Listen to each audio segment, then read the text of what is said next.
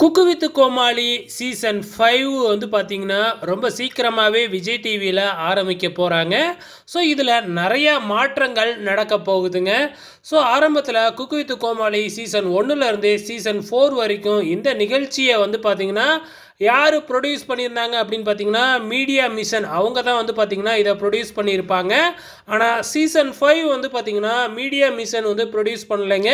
So வேறு ஒரு company தான் வந்து பார்த்தீங்கன்னா குக்கு வித் கோமாளி சீசன் 5க்கு வந்து பார்த்தீங்கன்னா ப்ரொடியூசராக இருக்க போகிறாங்க.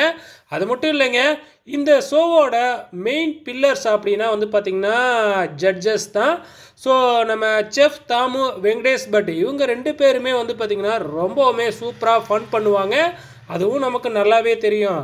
ஆனால் இந்த சீசன் 5ல் வந்து பார்த்தீங்கன்னா வெங்கடேஷ் பட் வந்து பார்த்தீங்கன்னா இருக்க மாட்டார் அப்படிங்கிறது இப்போ உறுதியாக இருக்குது. அவரே தன்னோட ஃபேஸ்புக் அக்கௌண்ட்டில் வந்து பார்த்தீங்கன்னா இதை வெளிப்படையாகவே சொல்லியிருக்கிறாரு. ஸோ வந்து பார்த்தீங்கன்னா இது வரைக்கும் நான் வந்து பார்த்தீங்கன்னா இதில் ஒரு பார்ட்டாக இருந்தேன், ஆனால் இதுக்கப்புறம் இந்த சீசனில் நான் இருக்க போகிறதில்ல அப்படின்னு சொல்லிட்டு வந்து பார்த்தீங்கன்னா எல்லாருக்குமே நன்றி அப்படின்னு கடைசியில் சொல்லி முடிச்சிருக்கிறாருங்க.